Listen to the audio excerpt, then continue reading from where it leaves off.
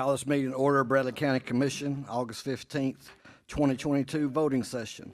Pledge of Allegiance will be led by Commissioner Cindy Slater and an invocation by Westwood Baptist Student Minister Andrew Slay.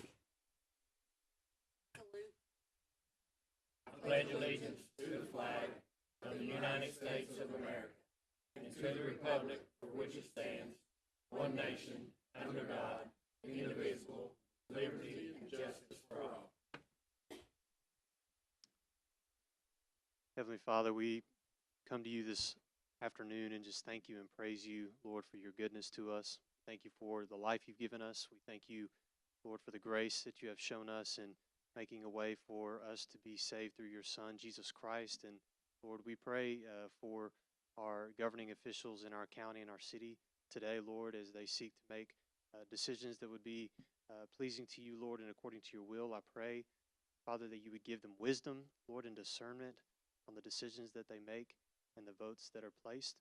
Lord, I pray that your will and your purposes would be done through our governing officials, Lord, for the goodness of our people here in our city, Lord, and for your glory, God. Give them grace and strength to trust in you and rest in your sovereign hand over their lives.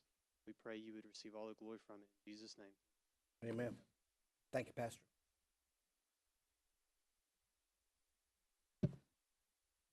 Welcome, everyone. I would like to remind commissioners when you speak to have your microphones on and speak into your microphone. Thank you. Madam, would you call the roll? Yes. Yes. Yes. Yes. Here. Here. Here. Here. Here. Here. Here. Here. Here. Here. Thank you, Madam. Could I entertain a motion for approval of minutes? Have one from Commissioner Everson, second from Commissioner Goins. Call the roll, please. Yes. Yes. Yes. Yes. Yes. Yes. Yes. Yes. Yes. Yes. Yes. Yes. Yes. Yes. Thank you, Madam. Now a report from our County Mayor, Mayor Davis. Thank you, Mr. Chairman, and good afternoon, everyone. 2 or 3 things here to report right quick. First of all, we just had the ribbon cutting for Cleveland and Bradley County's newest restaurant. Cheddar's opened at 11 o'clock this morning. I couldn't get you all to delay your meeting, so I didn't get to eat, but it is a very, a very beautiful restaurant, and we welcome them to Cleveland and Bradley County. You all, I think it's on your agenda, but you all had asked for a letter to be sent to our federal delegation concerning supply chain issues. You have a copy of a letter from Senator Marsha Blackburn that it should be in front of you with her non-committal response saying she'll do what she can. Also, I wanted to mention next week I will be gone with the new commissioners to the orientation. So today is the last meeting that I will have with 5 of you, and I just wanted to mention each one of you, Commissioner Epperson, Commissioner Mull, Commissioner Peake, Commissioner Davis, Commissioner Raper, even though I'll probably see you around.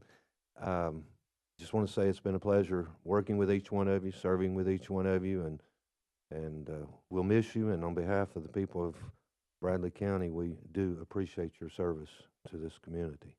Agree or disagree with you, you've overall done a great job, and I really appreciate it. It's been great working with you. On that note, make sure you mark your calendars for Thursday, September the 1st at 9 o'clock on the plaza. We'll have the swearing-in ceremony for all county elected officials that morning. It'll be a very quick ceremony, but 9 o'clock on September the 1st. We'll get sworn in and start a new 4-year term. Looking forward to it. That's all I have unless someone has something for me. Thank you, Mayor. Any questions of the mayor? If not, thank you. I appreciate it. Thanks, sir. Can I entertain a motion for consent agenda? Have one by Commissioner Hughes, second by Commissioner Thompson. Any discussion? Call the roll, please, Madam. Yes. Yes. Yes. Yes. Yes. Yes. Yes. Yes. Yes. Yes. Yes. Yes. Yes. Thank you, madam. Now, reports from committees and/or districts. We will start to my left with Commissioner Winters. Thank you, Mr. Chairman.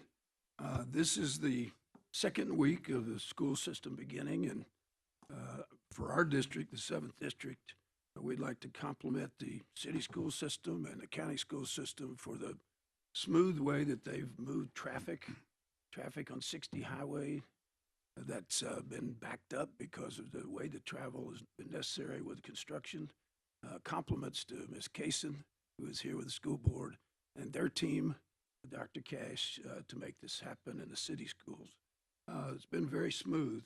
There's obviously a long line getting into the schools, but everyone's been very courteous to us that are getting out of subdivisions during that time.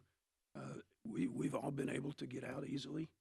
People have been very courteous with that, but let me just remind people, there's a 35-mile-an-hour speed limit in front of those schools, and it needs to be very much taken to heart.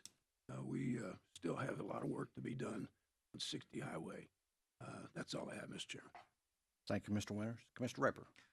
Thank you very much, Mr. Chair. I just want to say one thing, and that was the road on Highway 60 is progressing nicely, and hopefully it will come to a conclusion in the near future. So thank you very much. Thank you, Mr. Raper. Commissioner Davis. Thank you, Mr. Chairman. I just want to remind everyone about the August 22nd broadband meeting at 12 p.m. And then it is no secret by now, but I do want to stop and take a moment to congratulate Sheriff Steve Lawson on being named the Tennessee Sheriff of the Year by the Tennessee Sheriff's Association last week actually. From officer safety, new cars and equipment, to our jail passing inspections with flying colors, Sheriff Lawson has more than delivered on his promise to get better every day. I've had the honor to work closely with he and his team the last 3 years as the law enforcement chairman. Those of us on that committee and I have had a front row seat to watch the great work that's been done at the Bradley County Sheriff's Office under Sheriff Lawson's leadership. I'm thrilled that the rest of the state is now recognizing the level of service and leadership that we have here in Bradley County, and we have come to know from our sheriff. This award is well deserved. I think that I can speak for all of us up here when I simply say congratulations, Sheriff Lawson, and we look forward to 4 more years of service here in Bradley County from you and your staff. Thank you.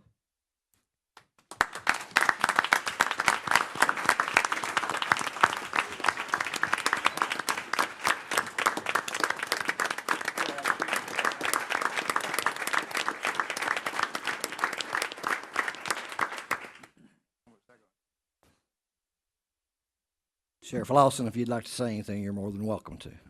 Well, we all know that he does. Oh, I know.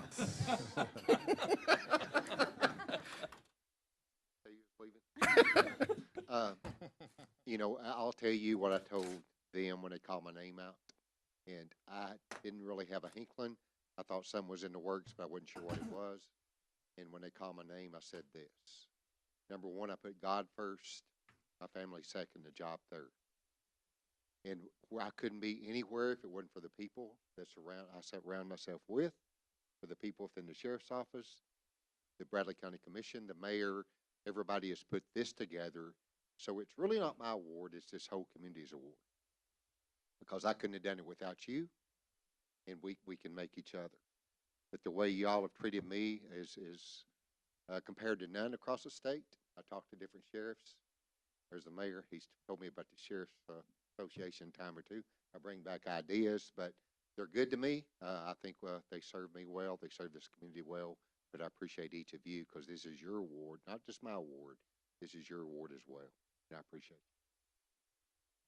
Thanks, Sheriff. Mr. Chairman, if I could add to it, Steve in his acceptance speech, I guess you would say, mentioned Bradley County and working for the greatest county in the state of Tennessee. And I quickly responded, don't know if you saw it or not, and said on behalf of the people of the greatest county in the state of Tennessee, we congratulate you and we're proud of you. So just wanted to add that on behalf of the people. We are proud of him. I don't like it here when he goes to Sheriff's Association because sometimes they come back with, but anyway, he's done well and we appreciate it. Thank you, Steve. Thank you, Mayor. Any other comments? Anybody want to say anything concerning the sheriff? Mr. Thompson. I'm proud of you, Steve. Anyone else? Congratulations, Sheriff. Anything else, Commissioner Davis? Thank you. Commissioner Mason. Thank you, Chairman. Everything's well on the 6th. Thank you, sir. Commissioner Slater. Thank you, Mr. Chairman. Yesterday was the open house for the first home built in the Blythe Oldfield area using the county ARP money. Appreciate everyone that came out to that event. That event started at 1 o'clock, and they actually had potential home buyers begin to line up at 12:30 to look at that home. They were able to take 9 appointments for this week to meet with individuals who are interested in that home to potentially become first-time home buyers, and they expect to begin accepting offers on that home on August the 24th. And one other note about that home was it was built using all Bradley County contractor suppliers. So those tax dollars stayed in Bradley County, and for the future homes, they will stay in Bradley County also. I also would like to recognize and congratulate the Bradley Central High FFA. They were named a National Chapter Award recipient and a 3-star chapter at that. That is the highest award a chapter can receive. They will travel to Indianapolis this October to be recognized. So congratulations to Bradley Central High's FFA. Thank you, Mr. Chairman. That's all I have. Thank you, Commissioner Slater. I know they've been, I can't remember, 45 years in a row, I believe, or something along that line.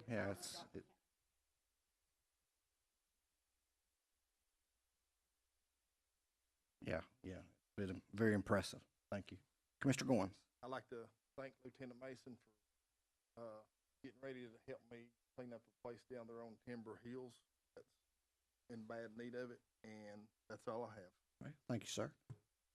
Commissioner Thompson. Yes, I've, since I had my fire on 64 Highway, I've really never had a chance to sit down and thank everybody because everybody was so good. And that's the reason I said what I did about the sheriff a while ago. He spent the day with me out there, and so did the assistant mayor and some of the commissioners. And I just want to thank the county and everybody that was involved. They were so good at that time and been thoughtful and thankful. And even my church and everybody concerned, you know, in that community out there. And I just want to thank everybody and make that where everybody can hear it, you know, that I thank the whole county for what they did during that time. Thank you, Mr. Thompson. Commissioner Cry. Thank you, Mr. Chairman. I would like to welcome the school board member Nancy Kaysen for being here with us today. Also, I'd like to thank the school system for Hopewell and the traffic turnaround that has been developed. There was not a single car on Freewell Road. It's a miracle. If you have an opportunity, please go out and look at it. It's 1 lane, 2 lanes, and it's really phenomenal what they have done out there. Also, we had a school bus accident this morning. Vehicle rear-ended a school bus loaded with students in the vicinity of Ocoee Middle School on Ocoee Street. There were no injuries to any students, so it was one of those slow-moving deals. I have no other information except the main thing, no one was injured.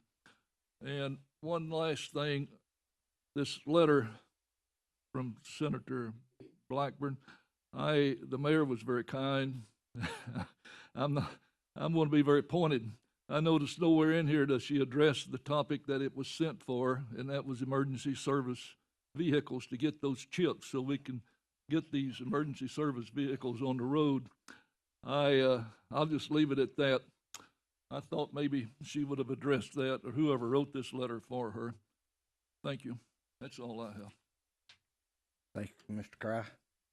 Commissioner Peak. Thank you, Mr. Chairman. Commissioner Thompson, we came out that day just to make sure you were okay, and we found out you were. But now we stayed the rest of the day because we were waiting on the hot dogs. Isn't that correct, Sheriff? And they never showed up, but we did come out because we were worried. But congratulations, Sheriff. It's been an honor to serve with you for the past 10 years. I know you were the sheriff for the past 4 years, but in your capacities prior to that, we got to serve together. So I appreciate everything you've done for Bradley County. That's all, Mr. Chairman. Thank you, Commissioner Peak. Commissioner Blake, welcome back. Thank you, Mr. Chairman. It's good to be back. Also, congratulations, Sheriff. Appreciate all the work we do together and continue with the next 4 years. Mr. Chairman, I think you announced it, but the Finance Committee will meet immediately after this meeting. Give about 10 minutes or so to transition over, but the Finance Committee will will meet right after this meeting. Other than that, all is good in the third. Thank you, Mr. Chairman. Thank you, Mr. Blake. I know you wouldn't miss a finance meeting. Commissioner Alford? Second district's doing well. I saw something on the email the other day or somewhere where they just started building something on that property you voted to annex the other day. Was that something about tents or something? I thought I saw that somewhere, but anyway, something you may want to look at. One other thing, historical, you people up here may want to look at it. Go back in your history books and look up brown shirts. Look up brown shirts and see what this 87,000 IRS people are going to be doing. Just look up brown shirts. Very familiar. Thank you, Mr. Alford. Commissioner Cry? Thank you. I'd like to add a comment to Commissioner Alford. That item he's talking about, a little fishing tents that was on Facebook, and Mr. Thomas acknowledged and made a comment. So for those of you that voted for it, recreational vehicles have now gone into the business of fishing tents. So it was on Facebook, it was on the internet, and commented on by Mr. Thomas, who did not deny it. Thank you. Thank you, Mr. Cry. Commissioner Hughes? Mr. Chairman, I see Ms. Kaysen out there, school board member of First District. I was actually going to brag on our traffic flow. I stopped by at Hopewell, that is. I'd stopped by the school and spoke with the principal and the SRO there. No traffic on the roadways at all. So it did work, and actually the road actually opens up to a 4-lane at one portion. So it's doing exactly what it was there for. I also, Mr. Chairman, I'd like to pull item C.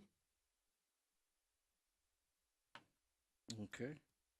And I am going to leave. I know we got this letter showing where it came from. The motion for the Emergency Service Committee, it was actually directed for emergency vehicles. I think I'm going to leave that on so we can go ahead and send that. Okay. Thanks, sir. Anything else? That'll be it. Okay. Mr. Peak? Yes, I just had a comment to Commissioner Cries. The fishing tents that Mr. Thomas may or may not have on his property is completely legal in either zoning. He can pitch a tent wherever they want to. It doesn't have to be zoned to pitch a tent. So if he wants to rent it out to people that want to fish and recreational, he can in either zoning. Thank you, Mr. Peak. Commissioner Epperson? Thank you, Mr. Chairman.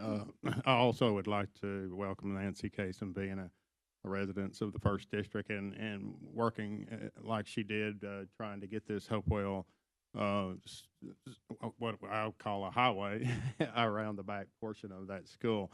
And also, I had rode by there yesterday coming back from the Tennessee River, and they were basically dismantling the sign in the front of the Hopewell School. Not only are they doing the road around the school, they basically are working and trying to improve that whole the landscaping around in the front and everything, and they were painting the sign in the front of the building or in front of the school. So if you've not been out there, I welcome you to go out there and look at that. It's really awesome. But just wanted to point that out, and that's it, Mr. Chairman. Thank you. Thank you, Mr. Epperson. I would like to recognize J.T. Barnhart, from the CEO at Tanoa, who was here today. He was going to be willing to answer any questions, but that's been pulled, but I'm sure we'll be talking with you some more. Thank you for coming. Appreciate it, sir. Mr. Chairman, Yes. before you go on, I was going to do that too, and see if you wanted to say anything, but I assume he doesn't since it's been pulled. Is that correct? If you want to, while you're coming up, I want to go ahead and mention something I forgot earlier. Some of you may have heard, but Cleveland's Vice Mayor Avery Johnson is in ICU, and family's asking for prayers. He had a reaction to some medication or something, but he's in ICU as we speak, but hopefully doing a little better. Mr. Barnhart, CEO of Tenova, can talk about the meeting that we've had and the meetings that we're going to have if you'd like, or however you want to do it since it's been pulled. Sure. Yeah. Thank you, Mayor Davis. Thank you, Chairman Mull. Appreciate the opportunity to address the commissioners. Wanted to discuss a little bit of some of the meetings and the agenda around item C that's been pulled. But the healthcare industry, as all industries, hospitals in particular, hasn't been immune to a lot of the challenges that are happening around the country, and so staffing challenges being the biggest impact of that as of lately, and would be a bad CEO if I didn't stop for a second and just thank the Tenova team, all of our clinicians, our providers, all of our staff for what they do every day to take great quality, compassionate care of our community members. Our emergency room is the front door of the hospital.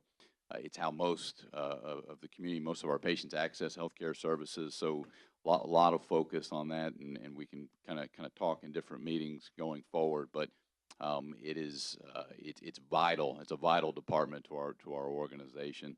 We've made some leadership changes in the hospital over the last couple of months, and I think a lot of that will help improve the flow and the throughput of patients. We've got a new CNO. We've got a new nurse director in the ER. We have a new ER medical director. And so really working collaboratively with local EMS, with county leaders to make sure that we're improving the process, that we're improving the experience for our patients, that we're adjusting where we need to from a throughput perspective.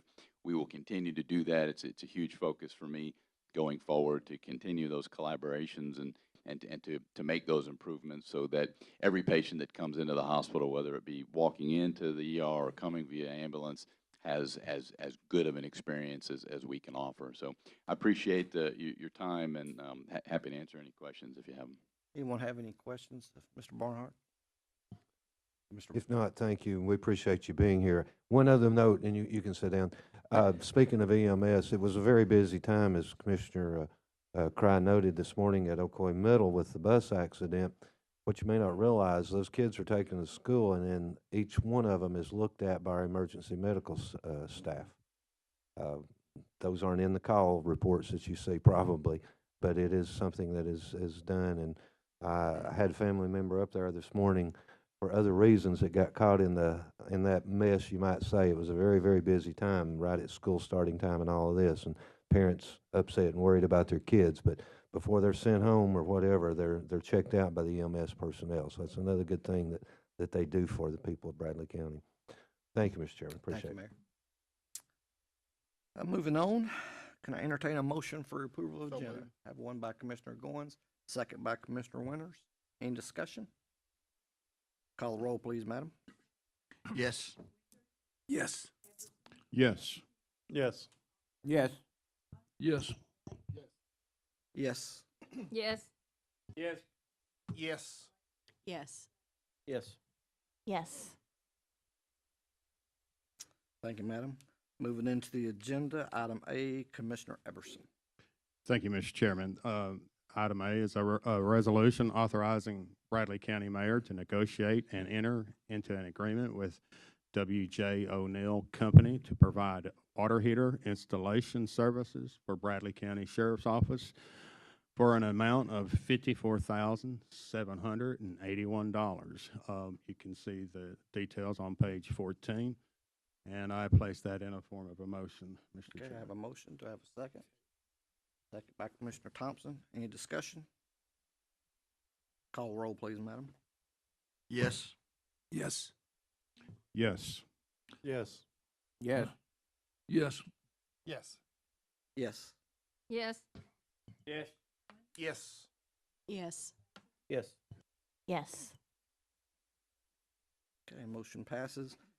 And item B, Commissioner Peak. Thank you, Mr. Chairman. Resolution to adopt the 2018 International Building Codes by reference, pages 15 through 27. I place that in form of a motion. Have a motion, have a second by Commissioner Cry. Do I have any discussion? There are no changes, I might add, to the previous building codes, but we were late adopting the new ones, so we have to remain within 7 years of the latest adopted code. Gotcha. Commissioner Blake? She just answered my question. Okay. No more questions? Call the roll, please, madam. Yes. Yes. Yes. Yes. Yes. Yes. Yes. Yes. Yes. Yes. Yes. Yes. Yes. Yes. Motion passes. Thank you, madam. Moving on to item D, Commissioner Hughes. Mr. Chairman, this is a motion to accept Emergency Service Committee recommendations, submit a letter to Congressman Fleischmann and Senator Haggerty requesting assistance with the supply chain issues. It's dealing with emergency vehicles and chips, actually, but I put that in the form of a question. Okay. Have a motion, have a second by Commissioner Thompson. Any discussion? Call the roll, please, madam. Yes. Yes. Yes. Yes. Yes. Yes. Yes. Yes. Yes. Yes. Yes. Yes. Yes. Yes. Thank you. Motion passes. Item E, Commissioner Hughes. Mr. Chairman, this is a motion to accept Emergency Service Committee recommendation to not allow uniform shorts for emergency responders. I put this in the form of a question, Question or motion? or motion, I'm sorry. Do I have a second? Second by Commissioner Thompson. Do I have any discussion? Yes, Commissioner Peak. I understand in factories, they may have rules against shorts. There may be OSHA regulations that regulate no shorts. The city wears them. I don't see a problem with it. First of all, I don't even know why we're voting on it. I don't see how it's in our purview, but okay, if we're having to vote on it, I'll throw this out there. So my guys on the construction sites wear shorts, and I mean we are in dangerous predicaments sometimes, and they still wear shorts. I think it's just a preference. I don't think having pants on keeps them any more safe than having shorts on in some instances. But these guys, if they're going to a fire, are going to throw on the fire suits. So they're going to be protected. It's going to go down. I don't see an issue. I don't even know why it's an issue. They want to wear shorts. I say let them wear shorts. Thank you, Mr. Peak.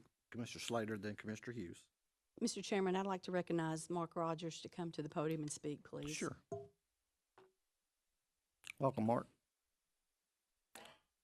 So you're hoppling. First, I'd like to thank the commission for allowing me the opportunity to be here. As said, my name is Mark Rogers. I'm president of BCR Local 4868 from the International Association of Firefighters. I was originally going to be here to answer questions and provide some insight regarding the letter requesting consideration for a uniform change that would allow firefighters to wear shorts in order to mitigate heat.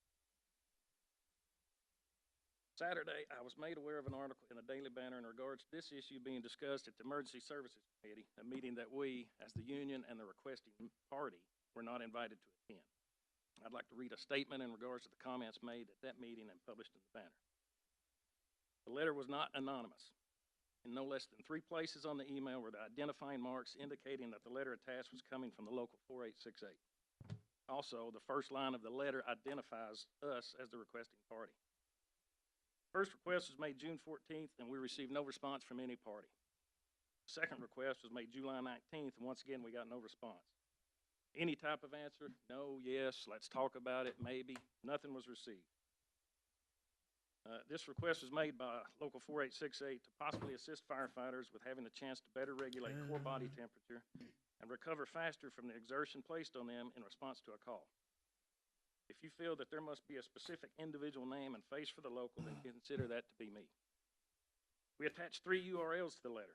I questioned if anyone bothered to open them and read the reports. I could have attached no less than 30 others to indicate and give scientific research and evidence pertaining to the effects of heat stress on firefighters. Heat stress is a cumulative effect, and being able to manage that stress better would improve not only our physical abilities, but the mental capacity and performance to do our job as well. Bloodborne pathogens, glass, metal, and heat are among the risks we face in everyday work. That is why we wear PPE. Proper PPE is worn every time firefighters are dispatched to calls that would necessitate protection from those hazards. Comments about responding to a crash in shorts were short-sighted and completely erroneous. Nowhere in the request or in the research provided do we ask not to wear the appropriate PPE on a call. As far as the NFPA comment about shorts, there is no place in NFPA 1710, Standard for Organization and Deployment of Fire Suppression Operations, Emergency Medical Operations, and Special Operations to the public by career fire departments, that states shorts cannot be worn.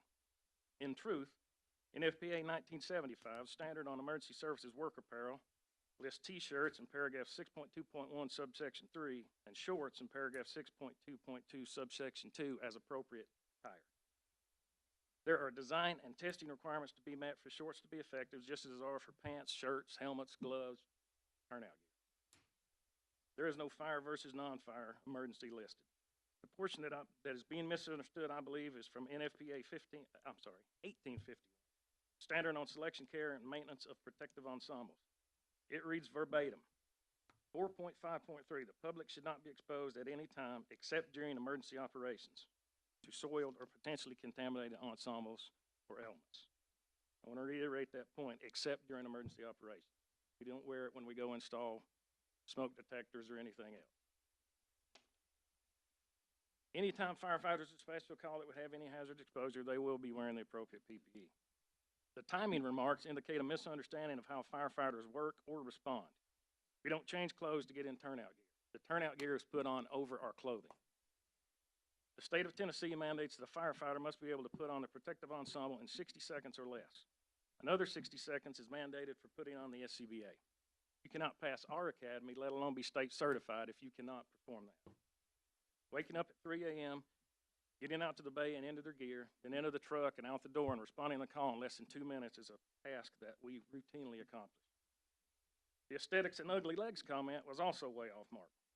Is the Emergency Service Committee suggesting that the department discriminate in their hiring practice because somebody is not pleasing to the eye? If someone has a facial scar or acne, a cauliflower ear, or any other disfigurement, should they be passed over for employment because they're not pretty? Not once has a patient or a victim of a fire accident complained that I am bald, somebody else may be overweight, or that my t-shirt was wrinkled at 2 o'clock in the morning. They only cared that we showed up to help. These types of remarks should not be used in any committee or board meeting. I also want to say that there should be no anger, ill will, or retaliation to any member of Bradley County Fire Rescue for this matter coming before the committee, as there has been in the past. Breaking up crews and moving individuals to other stations only hurts the citizens of the county by disrupting crew unity and cohesiveness. This is not intended as an attack on the department, only a request for consideration on what we believe is a safety issue that can have some mitigation applied to it in a logical manner. We want to ensure that information is clear and understood before it is being dismissed. I want to close by saying if you're not state commission certified firefighter, that you may not have the knowledge to make a conscientious, well thought out, fair and balanced decision on any matter related to fire service, and you may want to talk to someone it is before you take a vote on it. Thank you for your time. If you have any questions regarding the letter or the reference material, you can respond to that email address. I believe everyone received one this last go round. We will respond back. Thank you, Mr. Rogers. Thank you, Mark. Anybody have any questions? Thank you. Mr. Thompson. I'd like to ask the county attorney. I second that motion. Can I make a substitute motion? Sure. Okay, I'd like to make a substitute motion that the fire and rescue department leave dress code up to the leadership. Okay.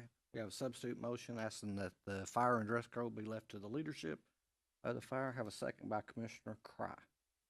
Any discussion?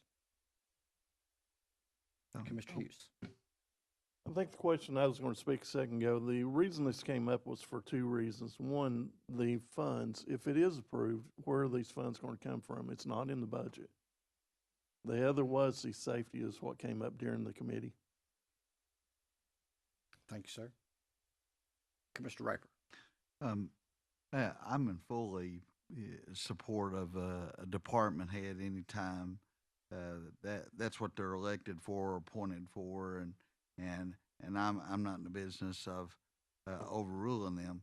But we do have to have an appeals process, and I feel like that hearing Mr. Mark there that they haven't sufficiently listened to his appeals, so I'm concerned about that. Thank Thank you, you. Mr. Raper. Commissioner Slater. With all due respect to Commissioner Thompson's motion, in my opinion, this should never have been brought to the commission. The chief should have made that decision. He chose not to. He chose to bring this to the EMS committee.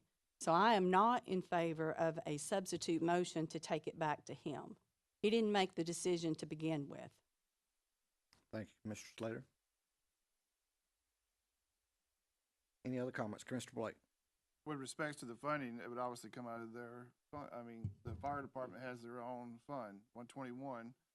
Can't give them any more money. You can't take any money away from them. So, whatever apparel that they have, whatever gear that they have, it's in their budget request, and their budget passed, so it would come out of their budget.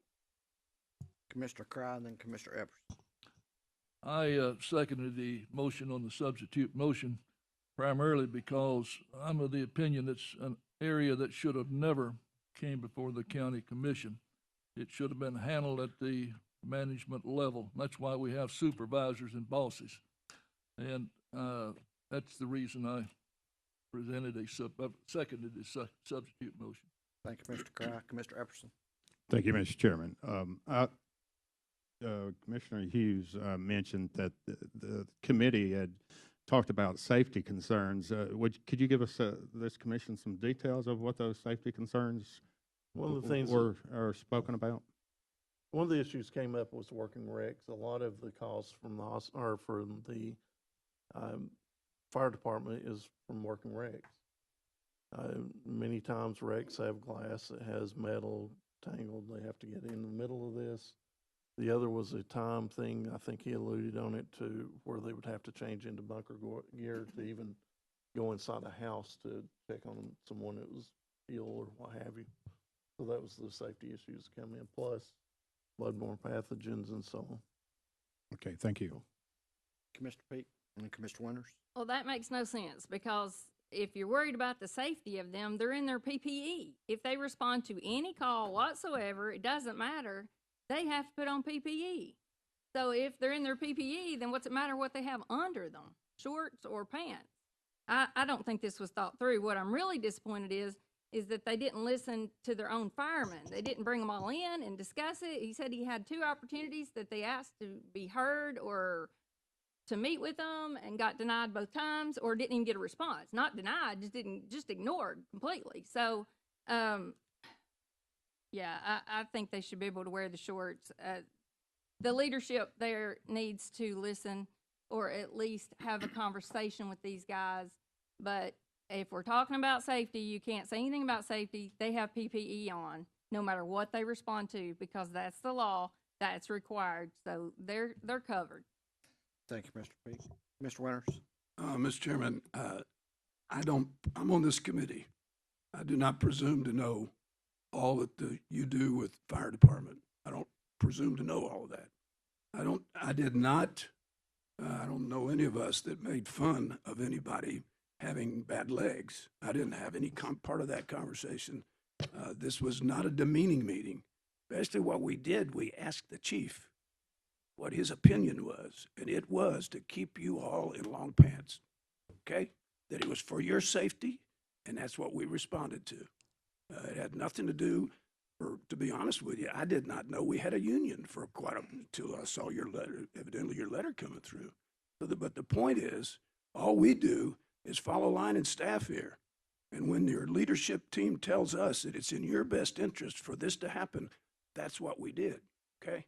So beyond that, if there's needed to be more discussion, which I'm very much for, but I do think it should be spread out with not only that leadership team, but the the men that are in those vehicles and women that are doing the work that have some say-so in that too. Not just coming from the leadership that we talked to. That's where it came down when the chiefs looked at us and said he felt that was the best. I'm not putting him on a bus. I think he's a great guy. I support him in the hard work that he does. At the same time, that's where we were. Thank you, Mr. Chairman. Thank you, Commissioner Winters. I think Commissioner Thompson has called for the question. One other question. You define your motion about leadership. Who we talking? Second. Substitute motion. I know, but the leadership that you identify. The leadership of the fire department rescue make a decision on what the dress code. Okay. We have a motion and a second on the substitute motion by Commissioner Thompson and a second by Commissioner Cry. We have had discussion. Madam, would you call the roll? No. Yes. No. No. Yes. Yes. No. Yes. No. Yes. No. No. No. No.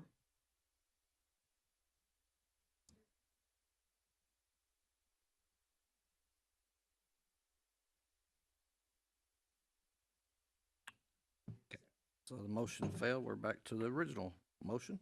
Mr. Chair, Yes, Commissioner Raper. may I make another substitute motion, please? Sure. I would like to table this today and return it back to committee and give the chance to give appeals to Mr. Fairbanks, and then he make his decision, whatever he thinks deemed necessary at that point. So we'll table it and return it back to Emergency Services Committee for further discussion with all parties involved. Is that correct? Yes. Yeah. Yes. Okay, Yes, just postpone. Postpone. Postpone. Thank you. Thank you. Do I have a second for that? Got a second by Commissioner Winters. Any discussion? None being, call the roll, madam. Yes. Yes. No. No. Nope. No. Yes. No. No. No. No. No.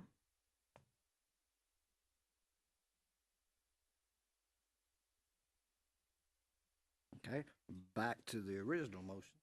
Yes, Commissioner Davis. With all due respect, the committee brought this to this commission to decide, and so we should decide today. Even though I don't believe that we should be discussing uniform issues, and I think it's micromanaging, and I hope this is not the way that we're going. But it's here, and we should vote on it and make the decision today. Thank you, Commissioner Davis. Any other discussion? Then call the roll, please, madam. Yes. Yes. Let me get this right. Yes is agreeing with this? With the shorts, or With not, the shorts? against the shorts.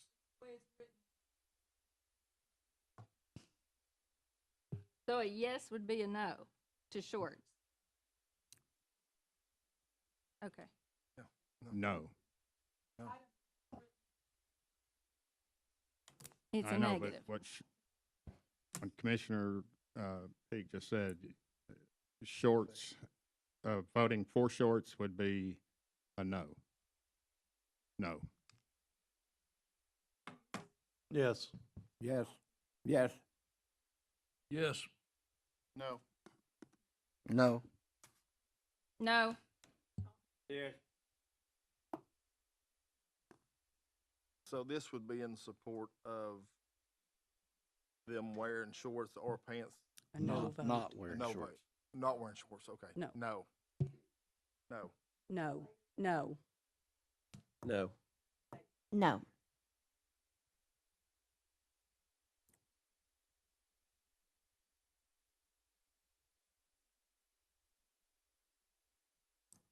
So the motion fails. Thank you. So just for clarification, the motion fails, so they should be allowed to wear shorts. That's what we voted. No. Not necessarily. Not necessarily, no. Yeah. Not wear shorts.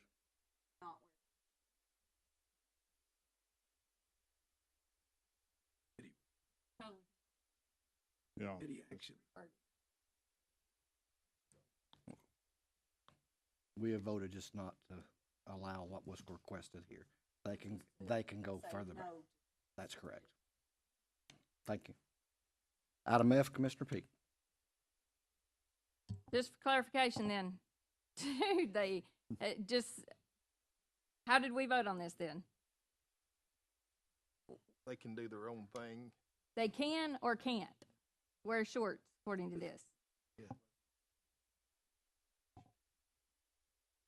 Which was to not allow. Right. Okay. Exactly. Okay. So now it is leadership's turn to step in and discuss it with their firemen. Okay, thank you.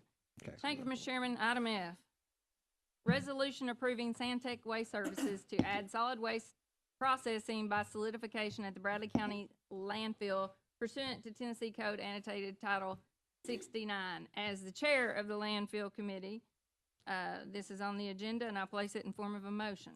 Okay. Have a second by Commissioner Slater. Any discussion? Call the roll. No. Oop, Commissioner Blake, I'm sorry. You don't mind. You've been gone a couple of weeks. I'm not used to your hand. so. If you don't mind, I'd like to chat with the manager, or if you would recognize him, I'd appreciate that. Sure. If you don't come up.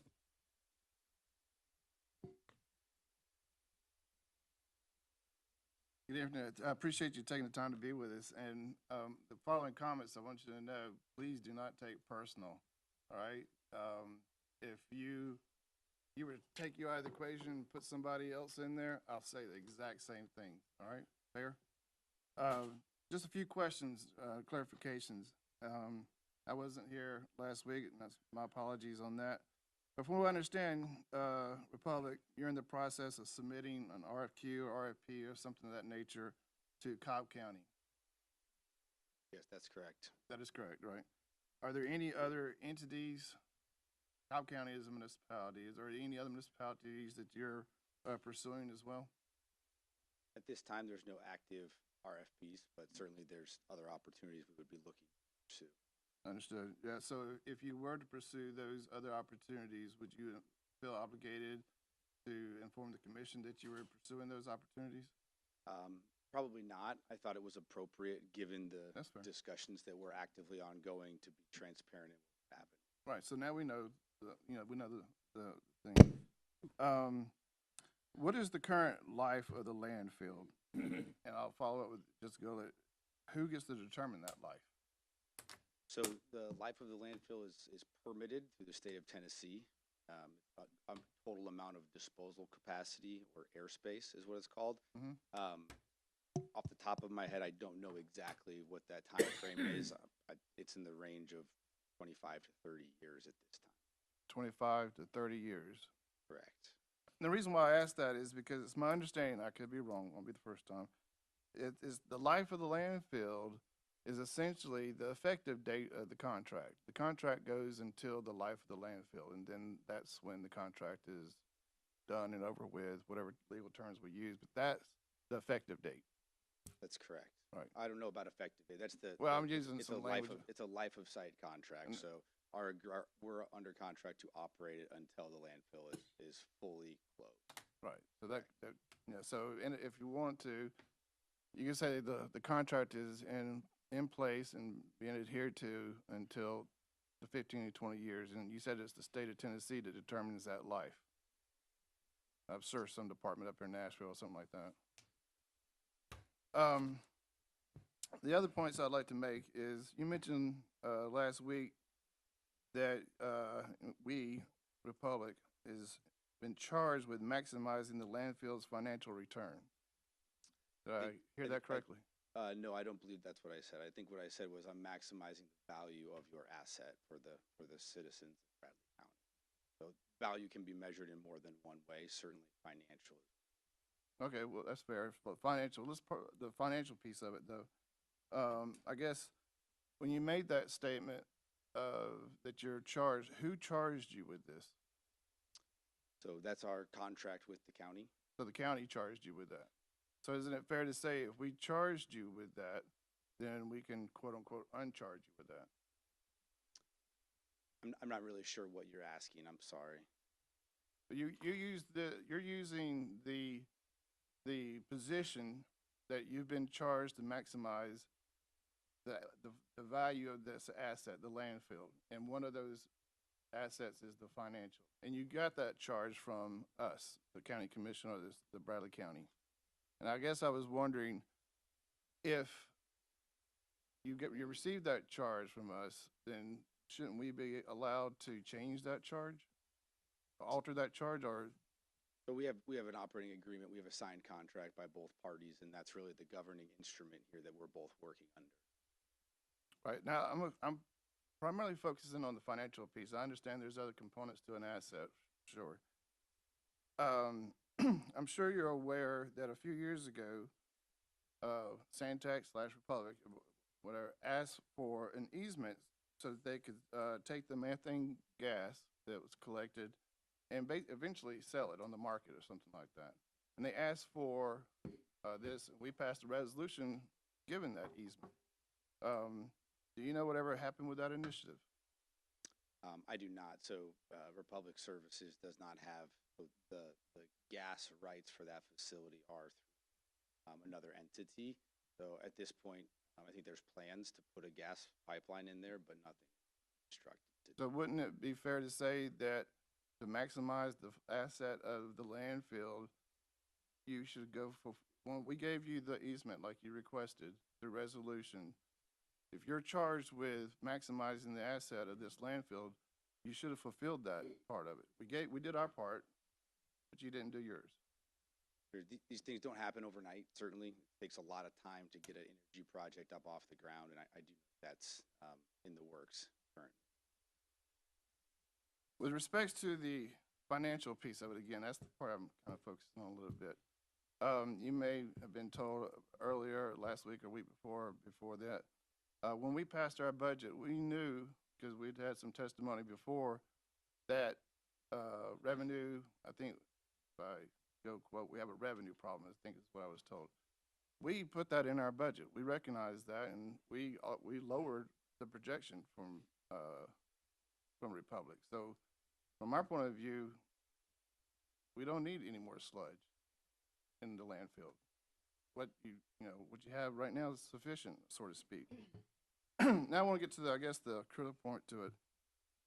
You came before this commission on March 14th in a work session, and I specifically asked you about this resolution that we're about to vote on and the ramifications thereof. I'd like for Lori to play that because I think it's imperative to this whole discussion. So if you will pay attention to this right here, it won't take but a second.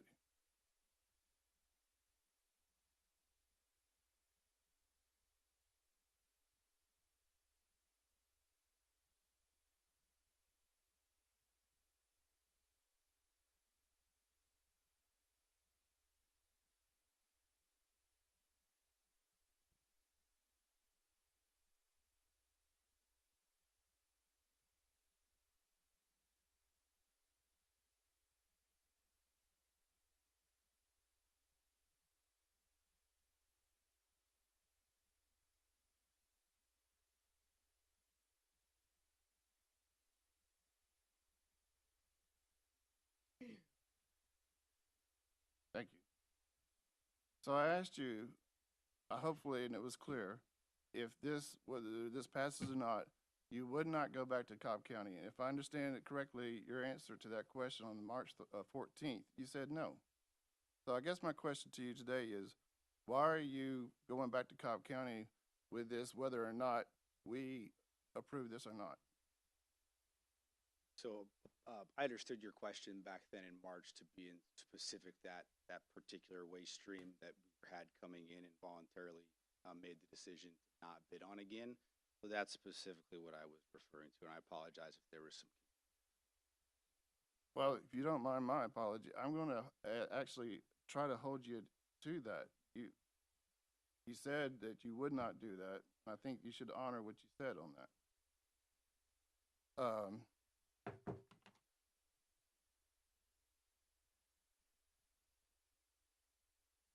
This resolution passes.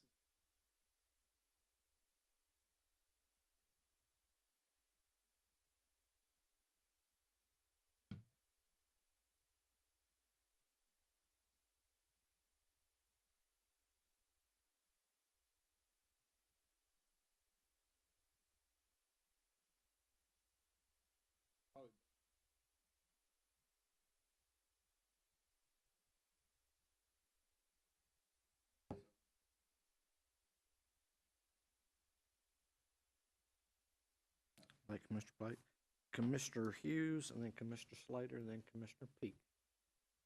Mr. Chairman, although I think my answer's already been answered Okay. somewhat, I do have a question though about Cobb County. My understanding, and hopefully I can be corrected on this, is that they changed their processing of sludge. Now, instead of just sending everything to the landfill, it's processed in such a way that it is used for fertilizer. So what would be coming from Cobb County, if you was to get that back, would be very little. Is that correct or is that wrong?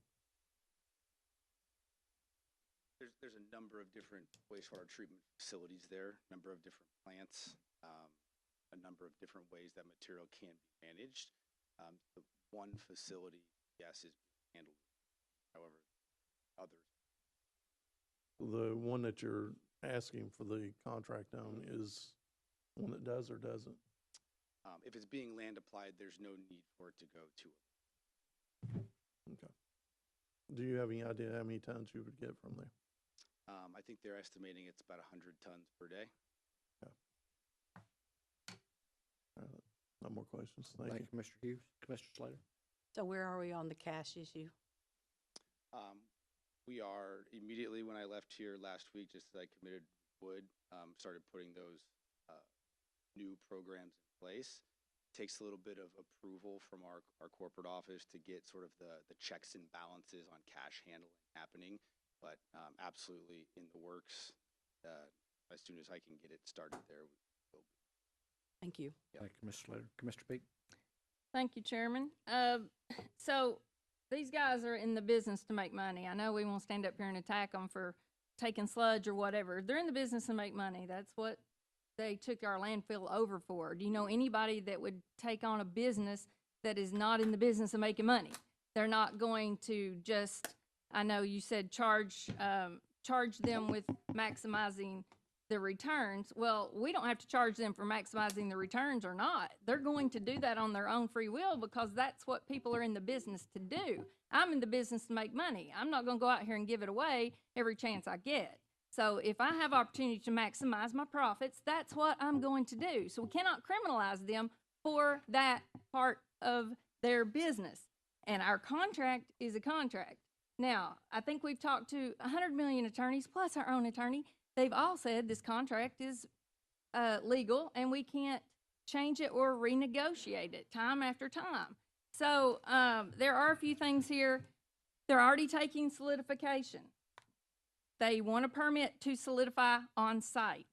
The main concern I've been hearing from people is what is in the solidified material going into the landfill.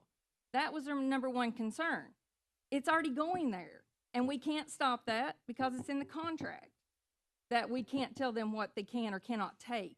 And that goes to sludge. So in March, I'm sure when he stood up here and said, we're not going to take any more from Cobb County, it's because they thought we were going to vote on something immediately so they could stop bleeding dry.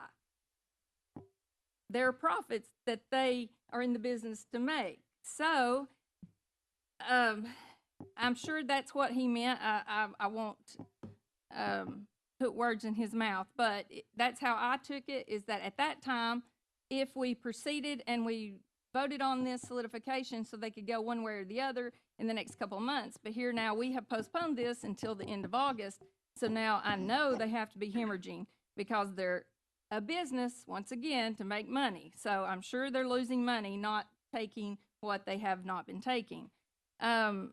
So if we don't allow them to have the solidification on site, then they will revert back to taking sludge from any county. I'm sure they'll have to make money. That's how they will stay in business. And we will have someone to operate the landfill. So if we do vote for the solidification permit, then the residents are still going to complain because it's still going to stink, right? I mean, it's a landfill. It's going to stink. There's obviously not a solution that will make anyone happy, in my opinion, except to close the landfill. And I don't see that as an option because we do have a contract. So unless you want to hemorrhage taxpayers' money for the next 100 years in getting out of a contract, I don't think that's an option. So no matter how this commission votes, Bradley County and this commission will always be blamed for the landfill, its smells, its issues, even though our hands are tied according to our attorneys on the contract. No one wants to live next to a landfill, and I wasn't a commissioner when they made this decision to have a landfill, but no one will ever be happy living next to a landfill, no matter how good or how bad it smells. But pertaining to this vote, if we don't vote for the solidification, you're going to be a bad commissioner. And if you do vote for solidification, you're going to be a bad commissioner. So just weigh it in your own mind and the consequences thereof. And remember, these guys are in here to do business, and they are in here to do business with the county as well. But they do have a fiduciary responsibility to their owners to maximize their returns. Thank you. That's all, Mr. Chairman. Thank you, Mr. Peak, Commissioner Winters, and then Commissioner Epperson. Thank you, Mr. Chairman. In our last meeting, we both said that we didn't want sludge coming from North Georgia. I think all of us should look at what this resolution is basically saying. It is saying that we'd add solid waste processing by solidification. They're already getting solidification. It's happening already on our landfill. It's just not processed there. It's processed elsewhere, and it's coming to this landfill. So in reality, it's already there, correct? All you're asking for is you can do the processing here. And you said you would do it in a way that it would not cause these concerns that we have, right? That's correct. Is that right? That's correct. Okay. So we're just talking about a process on the grounds rather than being shipped in from here from other places by a company you're having to pay, correct? So that's where you're saving your money. That's correct. Right? So we're just looking at whether that process is being, because as we've all, has been said very well, we have a contract that says this company can bring whatever they want onto our landfill. It's in the contract. They should be doing their fiduciary responsibility and also their responsibility to the citizens and to us, which you're trying to do, correct? So all we're talking about here in this one is looking at whether the process can be done on our landfill rather than in Nashville or wherever you're having it done at. I don't know. So that was clear to me in the last meeting, the first time I'd ever realized that solidification was being done only elsewhere. And then it's being brought in here and put in our landfill. So we're just saying you can do the process here without having to ship it in. So that was opened my mind as to where this is. And we're still in the concern of odor. We're still in the concern on the life challenges for those who live around there. And this list of things that you're saying you're going to do is to bring transparency in here so that people that are bringing it all to us can bring it to you or their representatives, and you can look at how you can make them happy as well as us. Is that what I'm hearing here? Yep, well said. Okay. So it looks like, and the last meeting was the first time I knew solidification. I asked you about the process, and then I found out about the process, but then thank Commissioner Peak, identified with you and us that it was already coming anyway.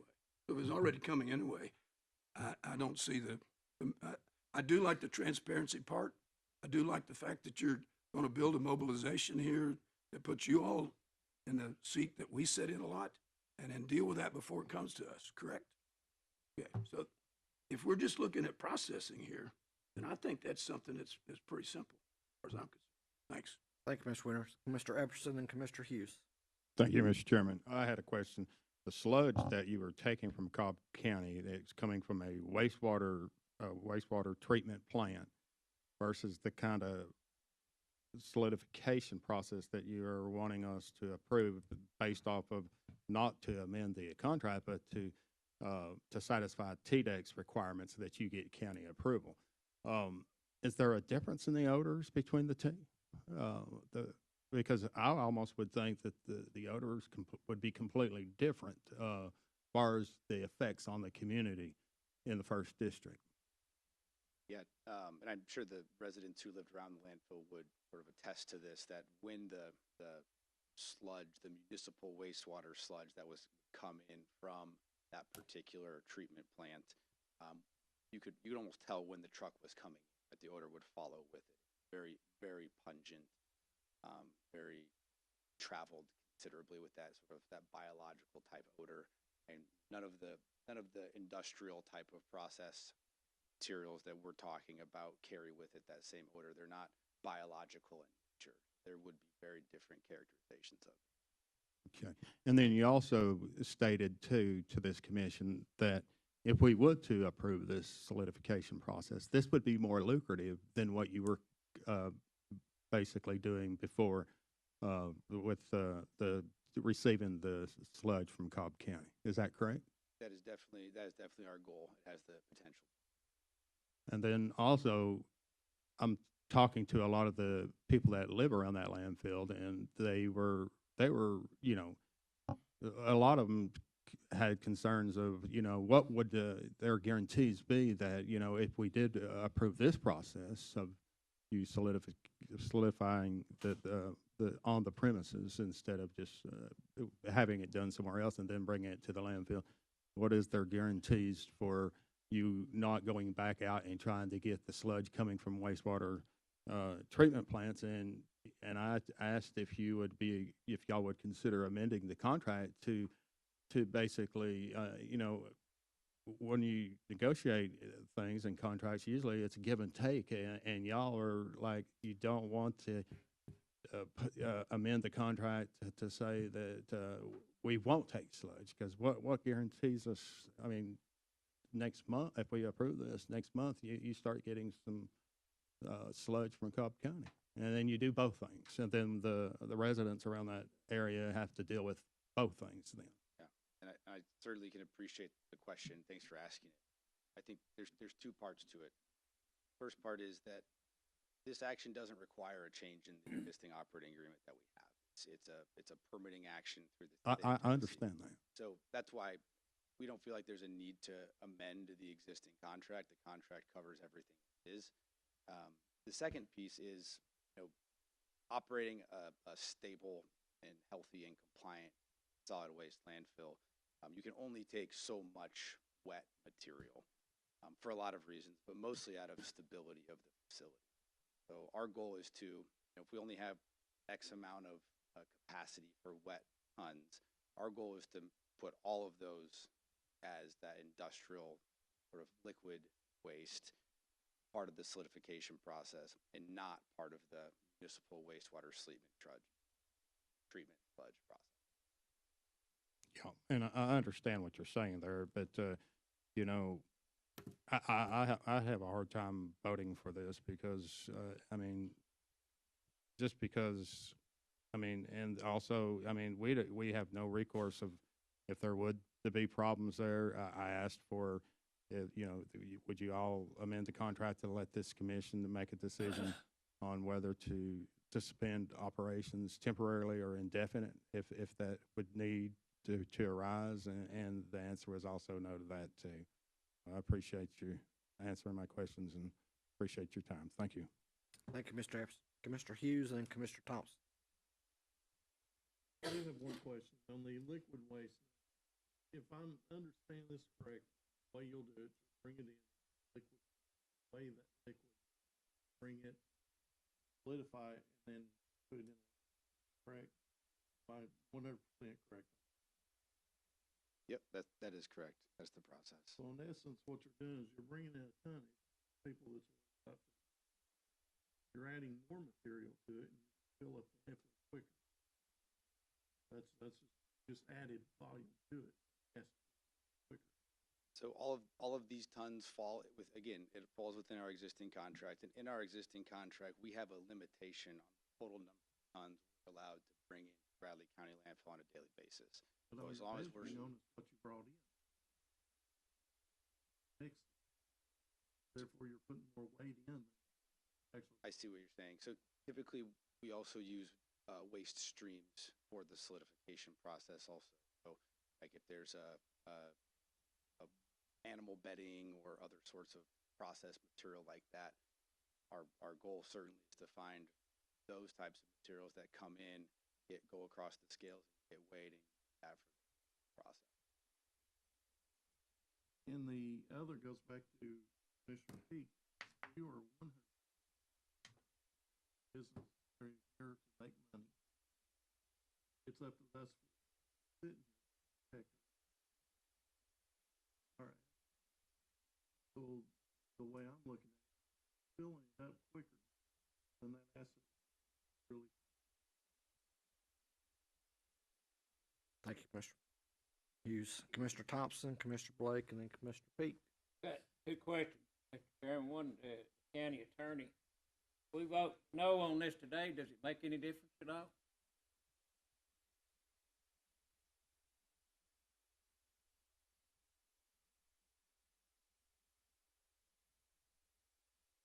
Maybe, for tonnage or something like this wouldn't make it. Wouldn't change it all.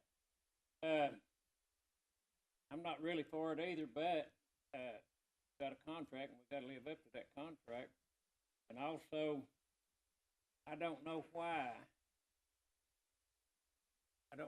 we're here today, sit here today and worry about, trying to get along with the city of Cleveland. And when our problems would be solved if Cleveland would use that landfill over there. Instead of hauling their, garbage up to, McMinn County. And the tonnage is probably the problem here anyway. You got to have the tonnage to operate, and I understand that. And I cannot understand why we talk about having meetings with the city, why we don't have a meeting with the city and sit down and talk to them about this and see if they wouldn't be part of our landfill. And we could solve that problem without sludge whatsoever. That's all I have to say. Thank you, Commissioner Thompson, Commissioner Blake, and then Commissioner Peak. Thank you, Mr. Chairman. So if this is about process and only process, then why are we talking about tonnage? I mean, I apologize, I don't know how much tonnage you're allowed per day. For example, let's say it's 1 ton, just to have the math, make it easy. So I'm assuming right now you're not bringing in 1 ton of whatever, because as it's just been mentioned, the processing is happening outside of Bradley County, and you bring it in. If your 1 ton is your cap, you should be able to hit your 1 ton every single day, because what do you care, right? I mean, I didn't mean that you don't care, but the processing, if that's what this is all about, your tonnage shouldn't matter, and your revenue should be just fine. Obviously, you could probably make more money because you're processing it and charge and pass that on to the consumer piece of it. There's your extra piece, but the tonnage shouldn't matter. Where am I missing?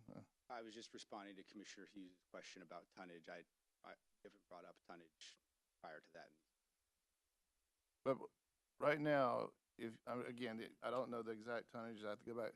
But if it's 1 ton a day, you should be able to maximize your tonnage every single day with whatever you bring, whatever you're allowed to bring in right now, without being able to have this resolution passed. Yeah, this resolution has no impact on the number of tons we can or cannot bring in. Correct. So this in-house processing, we'll call it, in Bradley County processing, is what the revenue, that's gonna give you the revenue that you seek, so to speak. I mean, That's so, all right, thank you. Commissioner Peak.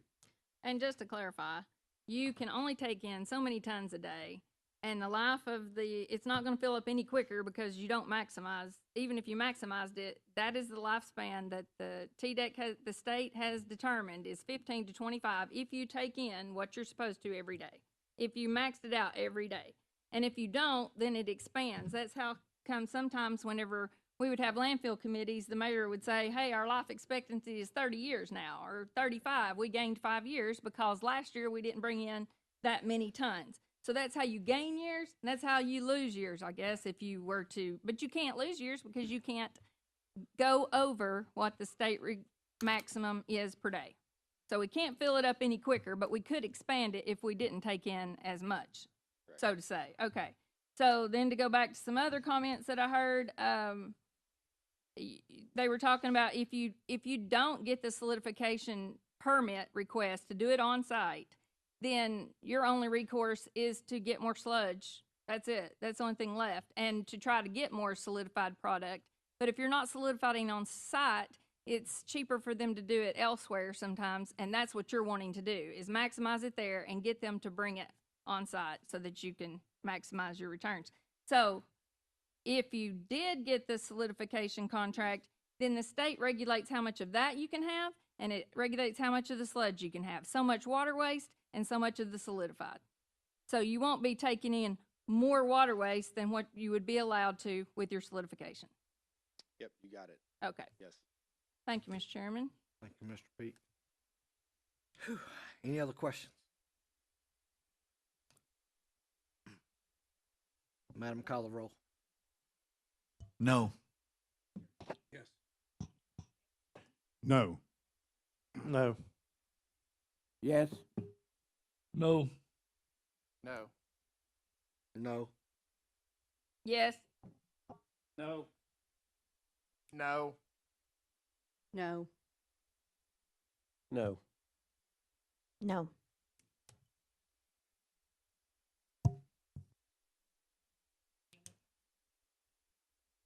Motion fails.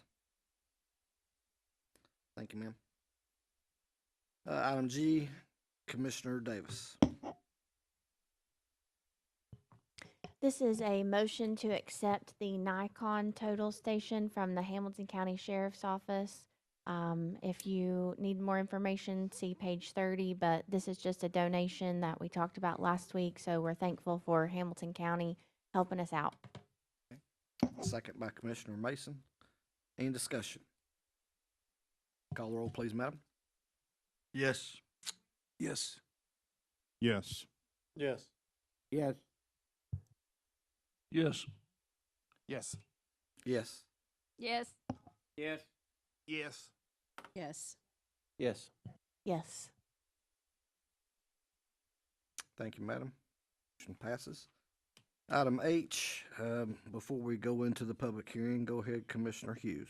Mr. Chairman, this is a resolution to rezone from Forestry Agriculture Residential District to C2 General Commercial District property located at 5943 and 5945 Georgetown Road, identified on or by tax map 026 parcel 002.002. These can be seen in page 31 and page 32. I put this form in motion. Okay, do I have a second? Second by Commissioner Goins. At this point, we're going to a public hearing. Anyone who wants to speak for or against this, if you're coming up to the microphone, state your name and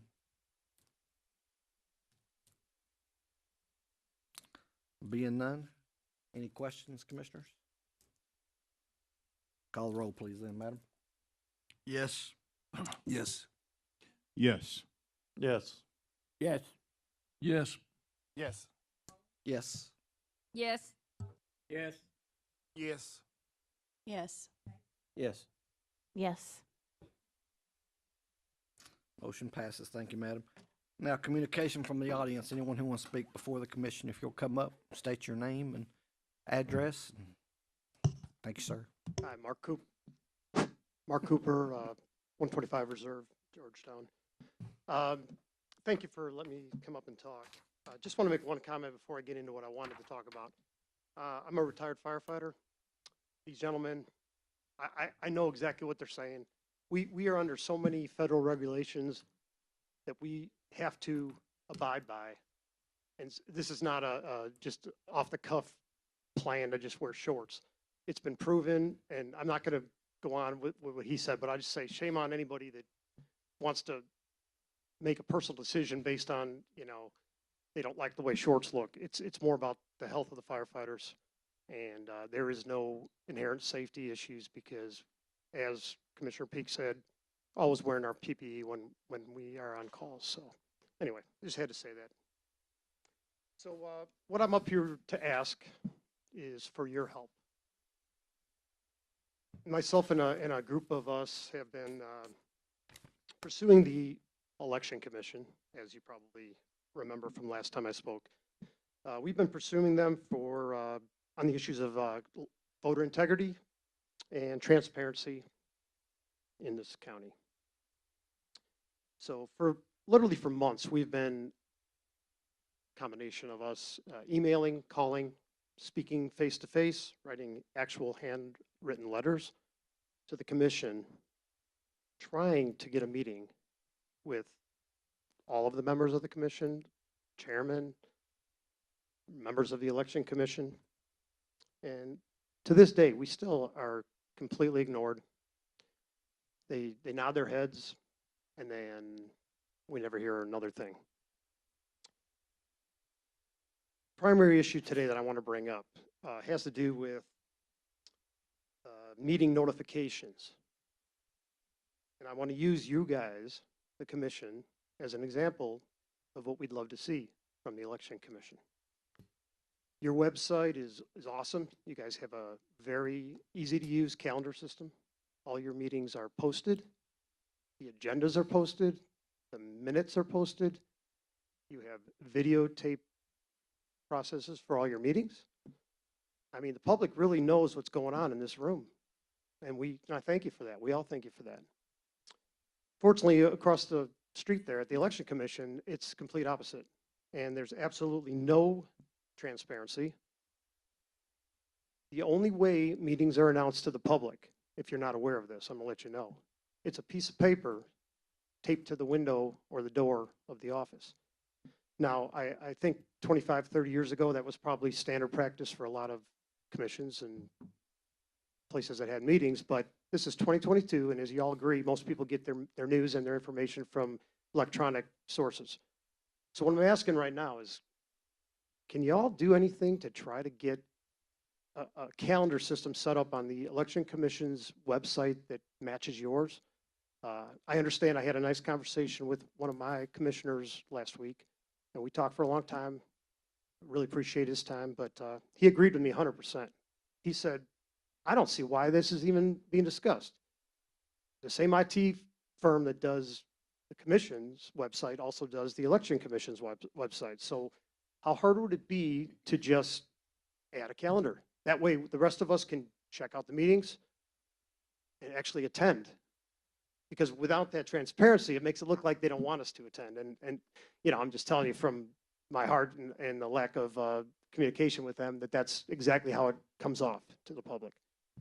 So if you can help us with that, I know that we have this issue with them being a state, they're monitored by the state, but you also approve the budget for the Election Commission, and you also pay the administrator over there's salary. It comes out of the county budget.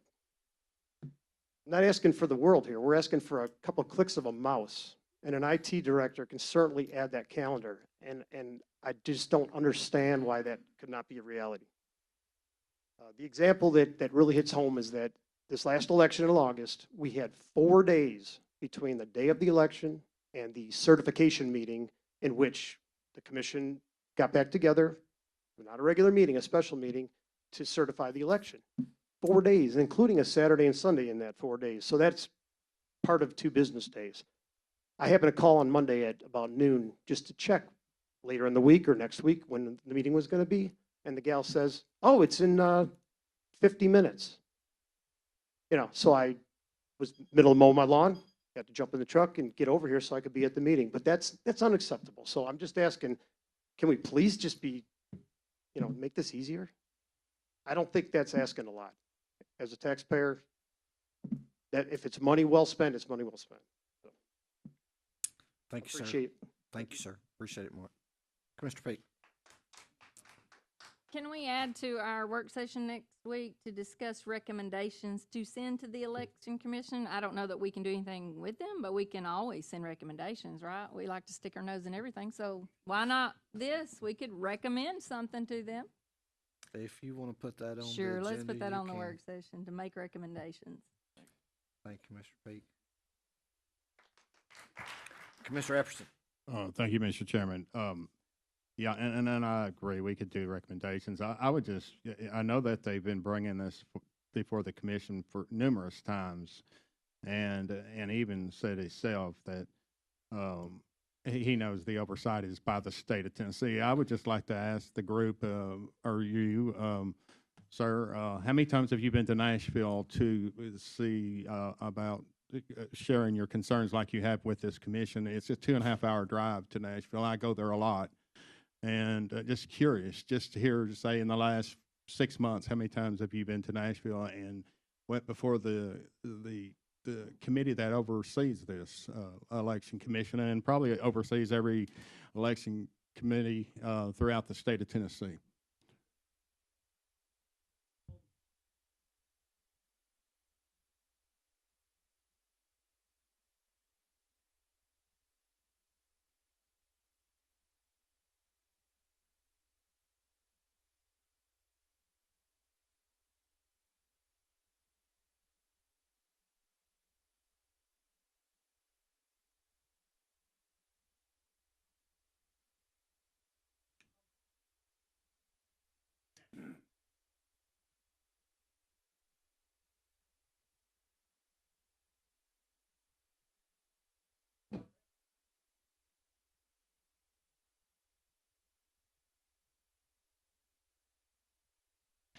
So maybe we need to get you some information on the committees that you need to go and see in Nashville and try to. Okay. That should be helpful too. Thank you. Thank you. Anyone else want to speak before the commission? Ma'am, if you'll come up to the microphone like we're supposed to do. Thank you. I appreciate that. Sorry, I wasn't aware that was a regulation to tag on to Mark's comment. But is that an open invitation for you to get us in the door? Because we've been going back and forth and back and forth. I would love it if you could get us in the door in Nashville. Well, what I'm saying is I think we should try to work on trying to get y'all some information on the committees that you need to go and see in Nashville, because they're the ones that have the oversight. We don't have any oversight, and You did approve that's the been budget, mentioned though. by this commission and also by y'all when you get up and speak at the podium, and it's become repetitive. And It is. and we would love to help, but I'm just offering that's something that we ought to do, is try to get y'all some information on We will welcome what the help. committees And y'all need to go to. have you in heard of the Nashville. parable of the woman who goes to the judge over and over and over? The judge who doesn't want to give her justice? Maybe you should read it. Thank you, ma'am. Anybody else want to speak to the commission?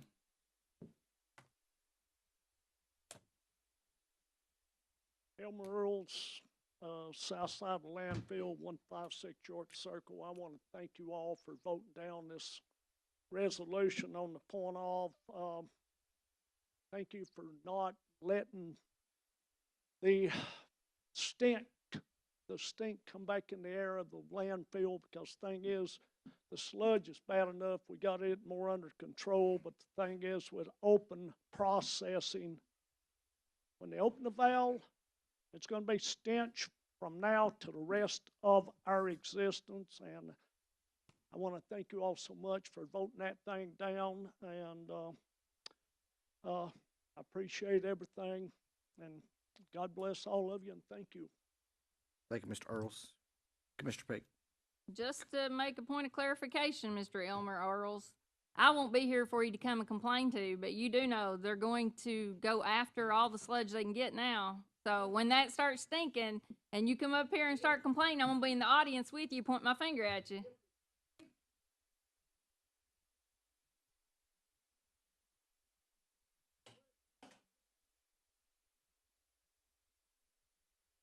Okay, yeah, I understand that.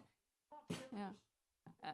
I understand that, but you do understand that those monitors are just gonna tell us it's stinking. That's it. We can't do anything about the stink. We just have monitors. Thank you, mister. Thank you, thank you, thank you, Mr. Earls. Thank you, Mr. Earls. Thank you.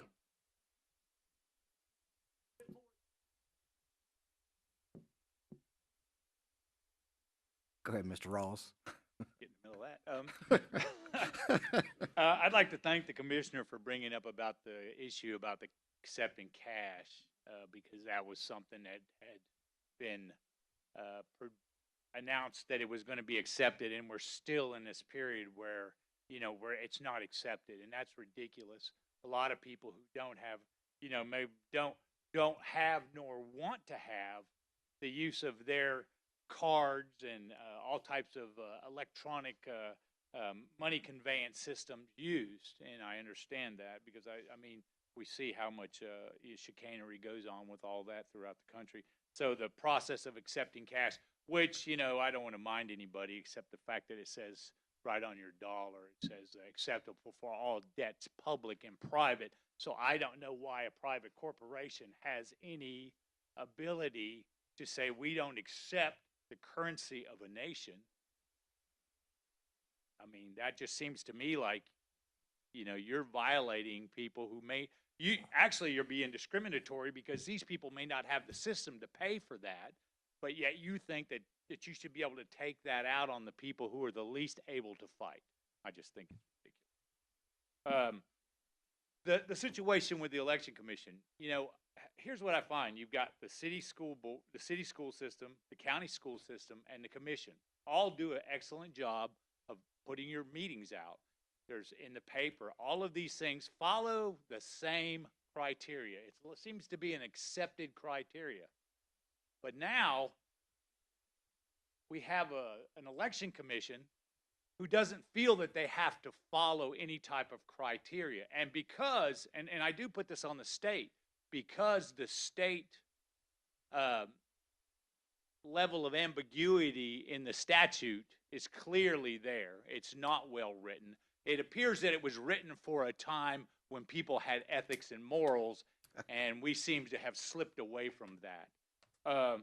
But I don't, if they don't see fit to actually put that on their website, would it be impossible that y'all could just attach that to yours, make an addition to it or something? Because a lot of people use your website anyway. That would be a good addition. When we have voter participation that barely reaches 10%, and you have an election commission who feels that they don't have to be transparent, I think that's disgusting at best. And I know a lot of you, because I've spoken to some of you about what goes on, and it's ridiculous. And that needs to end. We have well-paid employees, and the job is not getting done. The job's not getting done. If you think that there's absolute integrity in that office, you are mistaken. And if you look all over the country, so get away from the mainstream news and get in and start digging and seeing what's going on. And it's going to be coming to conservative, it's already here. It's coming to conservative communities. You better watch out. You want integrity in your elections, you better watch out. We better get out in front of this now. They are required to have transparency. They do everything to avoid transparency, and I'm sick of it. People who have lost elections here, you might want to question about what's going on. You might want to question what's going on. And we're not going to stand here and allow this to happen anymore. You know what? You guys are doing a good job. You let people speak. You're open. Much better than the school board. And So we appreciate that, but we're also saying, hey, look, if they, we know you can't control them, but if you guys could just take their meetings, just put them on your site and say, hey, look, here's the election commission. You know, because anybody who knows how that system functions over there, they know there's really not a lot of control. Our state representatives don't even know what's going on because we've called them and talked to them. And going to Nashville, glad you left. Nice cowardly move. You know, that going to Nashville is not the answer. You can't even get the answers here. We can't even get the answers here. You can't even put your meetings and announce your meetings when they should be announced. Past time to do something, guys, and we appreciate you. Thank you. Thank you, Mr. Ross. Anyone else want to speak for the commission? Okay. Announcements. Next meeting, work session, August 22nd, 7 o'clock here at the courthouse. Upcoming events, the Finance Committee following this meeting here in the commission room. Reception honoring Chairman Erica Davis. Law Enforcement Committee will be tomorrow at 10:30 at the Sheriff's Office. Broadband Initiative Ad Hoc will be August the 22nd at noon in the commission room.